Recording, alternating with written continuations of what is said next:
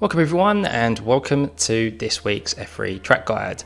We are at Circuit Gilles Villeneuve this week and must say off the bat, one of my top three tracks on iRacing, one of my top three tracks full stop really, just behind Silverstone.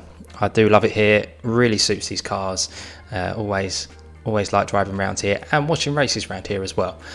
So the reason I'm actually doing an updated track guide because anyone who hasn't seen it already, Circuit Villeneuve was my first ever F3 track guide.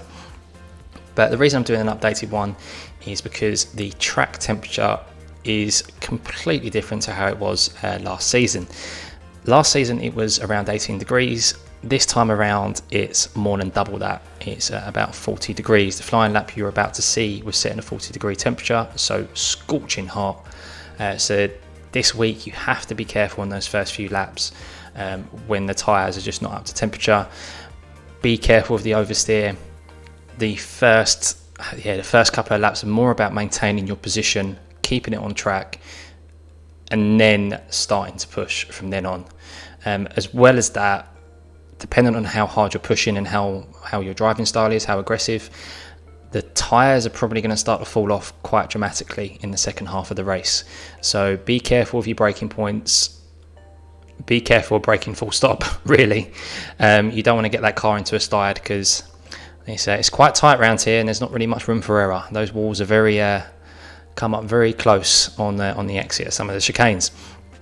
Now, as you maybe just saw on my flying lap, it's very difficult to put a perfect lap together around this track. You kind of have to accept that you're going to make some mistakes and you're going to have a few wobbles. As you saw, I did slightly kiss the wall there on my flying lap. There's a couple of areas where I could have even improved on the time that I set, but it's I think this week if you're around the low 131s, you're going to be up there 100%. So as always with F3, avoid the incidents, keep it on the track, especially with these sausage curbs and these chicanes, and you'll do well around here. But as always, we're going to head into it. So we're going to have a slow drive through around track. We are going to have the flying lap, which I set a 1:30.77, and we're going to have the far chase camera angle of that as well, so you can see exactly what angles I took those sausage curbs at. But yeah, hope you guys enjoy. Hope you have a good week here. This takes plenty of time off your lap times, and enjoy. So here we are, guys. We are on the start finish line and we are going to make our way down to the first corner. Now, a very hot track here this week, and what we're going to be keeping an eye out for into this left-hander is this one marker on the right hand side. Now you're going to be braking just before it, pretty much where this grass patch starts. And what's really important here is we're going to need to trail brake around this corner. You're not going to be able to make this corner work and get around here as quick as you can unless you're trail braking. So you will get all the way up in the gears there and work your way down into third.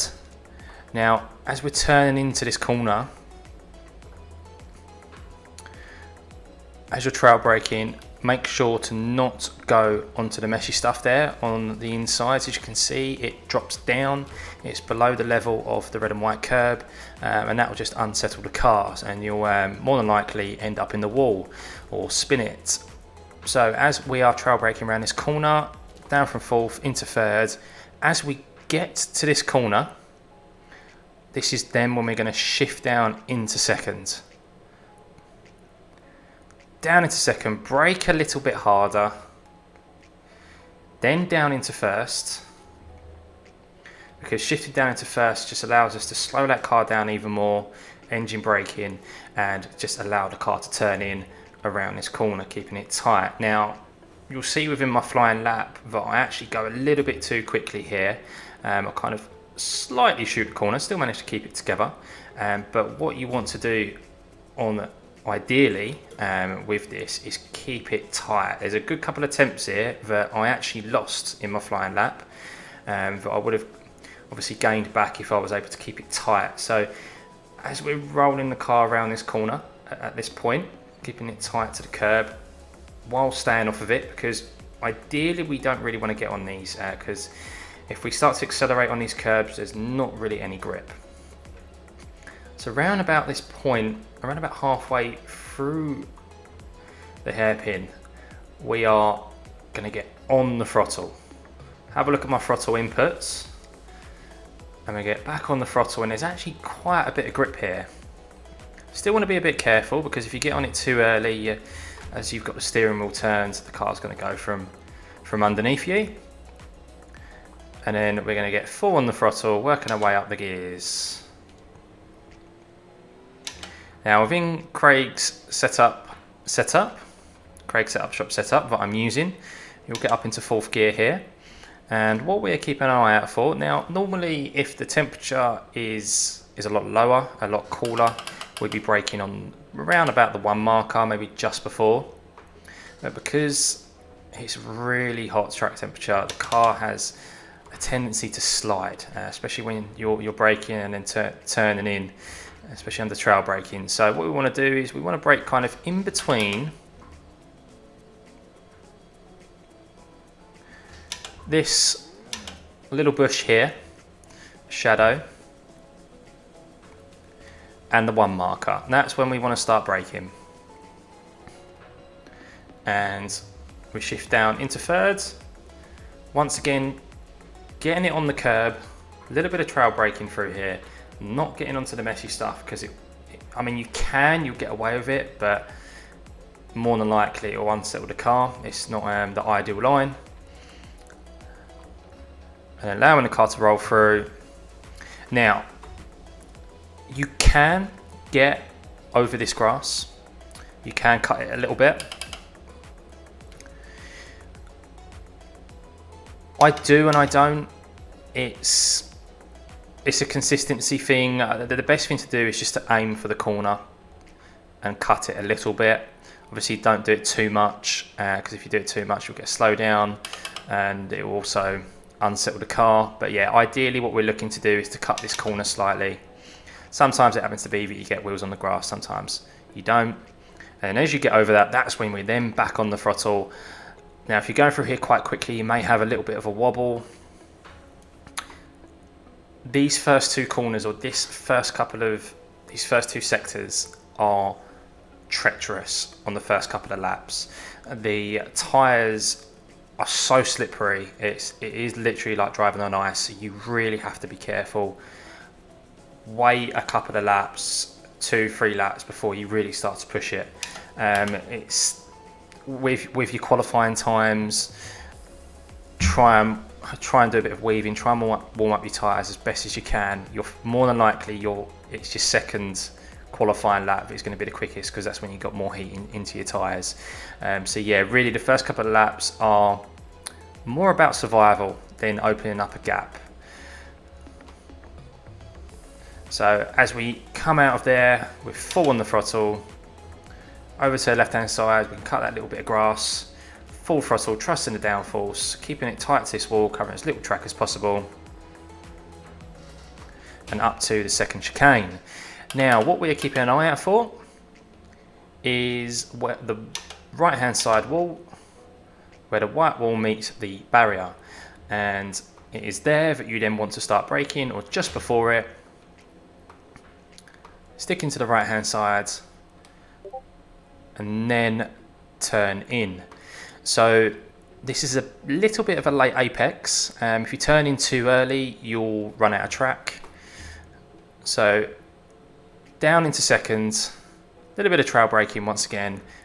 Don't get on the throttle too early. If you get on the throttle too early, as you can see, my steering is almost 90 degrees and you're going to end up just spinning the car out.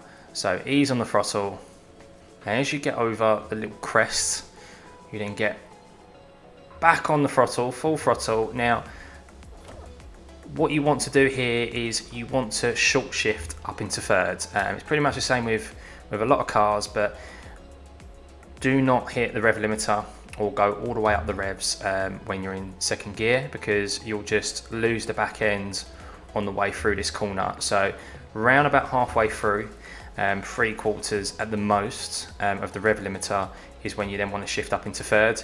You'll pretty much hear it hear it in the engine itself, because it just keeps the revs low and just gives you more grip out of this corner. Once again, in an ideal situation, ideal line, stay off this curb. You may see some people do it, but there's not a lot of grip here. When you actually get on the power, the car really does get unsettled. The car slips and you can just end up in this wall in front of us. So really important to have a look at my throttle inputs through here, because it's kind of full on the throttle, slight lift off, and then back on the throttle again. So it's not just short shifting up to third while in full throttle. You do have to have a slight lift, otherwise you will kind of end up into this wall here. Now, as you'll see in my flying lap, I kind of forget to turn in a little bit here. I was a little bit scared of the car sliding away from me, so I do give this wall just a nice little kiss. So once again, a little bit of time lost there on my flying lap. So even though I did a 30.77, probably could have done that maybe a 30.5 with a slight error at the first corner, or the first hairpin, and obviously out of this second chicane. But it's so easy to do because it's just so hot. The track's so hot, the car wants to slide all the time. So putting in that perfect lap is almost nigh on impossible. You have to accept that you're going to have a few slips out here, a few wobbles. So as we come down into the third chicane, which to me always catches me out, I always go into this a little bit too quick. So what we're keeping an eye out for is the 2 marker on the left hand side, and the shadows in front of that, the tree shadows. And what you want to do is brake pretty much not on the 2, you want to brake just before it, on the shadows. Stand over to the left hand side, and we're going to shift down into third, and we're going to let the car roll through the chicane. Now, this is also another tricky one, because the turning point is, I personally always struggle with this turning point. So just after where the grass starts, where it meets the track on the left hand side, is when you then want to turn in while trail braking. And what you want to do is ideally get your right side wheels over the inside of the curb, If you go too far over it, you'll lose grip as you come out, as soon as you get on the throttle. So you want to be on the inside, where the black, pretty much where you can see the black rubber, where the rubber's been going up on the inside of the curb. Likewise, getting back on the throttle. Don't take the curb too much, because if you take too much curb, as soon as you get back on the throttle, there's no grip there. There's pretty much no grip on the curbs when the track is this hot. So you'll get close to that wall on the right hand side, but full throttle down to the last hairpin. Now what we're keeping an eye out for is the 2 marker, left hand side. If you're in the Craig setup, depending on how good of a drive you'll get out of the last chicane, you may sneak up into 6th gear. More than likely though, you'll stay in 5th and just reach the rev limiter. So we're braking on the 2nd, shifting down into 2nd, and what we're keeping an eye out for pretty much in your peripheral vision is you want to keep an eye out for that number 10 marker on the left hand side here, because that is when you then want to turn in. Turn in, we're staying wide, shifting down into first, making sure the car's rolling through the corner. And then as the car points straight at the wall, because you guys in single monitor won't have the luxury of being able to look through the corner like we do in VR or triple monitors, that's when you then want to ease on the throttle getting on the power in first gear. Likewise, as previously before with all other hairpins, don't get on the throttle too early, because if you hit that full throttle, the car's just going to spin. So easy on the throttle, using all the track, and then all the way down into the last chicane. Keep it close to the right hand side here. Believe it or not, if you swing out wide and don't keep it tight there, that's a couple of hundredths that you'll lose. And what we are keeping an eye out for is this number 2 marker. We want to be braking just before it. You'll be all the way up in the gears at this time, just before it. And then just as you get after the 1, you're going to be in 3rd gear. And yes, we are going to be taking these curbs, but we're not going to be taking them too much, as we did on the last chicane. We're going to be taking them on the inside, so that only half of the car takes it. Lifting off as we go through, and then as we come out, we're back on the throttle. Trust it, and then full throttle all the way down to the finish line. And there we go, that is a drive through around Circuit Villeneuve, a very quick track that suits these cars. A couple of horrible curbs, sausage curbs, that require a bit of practice to get the angle right, to get your lines right, so that you don't go straight over them, because likewise in that last chicane there, you'll end up in the World Champions. So yeah, a little bit of practice required. Watch my flying lap, have a look at my throttle inputs. As I said, the first corner, the first hairpin, overshoot it slightly, so there's a little bit of time to be gained there. You want to keep it tight around there, and I slightly kiss the wall on the exit out of the second chicane. But yeah, other than that, it was a nice lap. Hope it takes plenty of time off your lap times this week. It's going to be a hot track, so patience is key on the first couple of laps until those tyres warm up. Be careful towards the second part of the race, because you will start to lose your tyres when the track is all the way up into the 40s. So yeah, let's head into the flying lap and the far chase camera angle.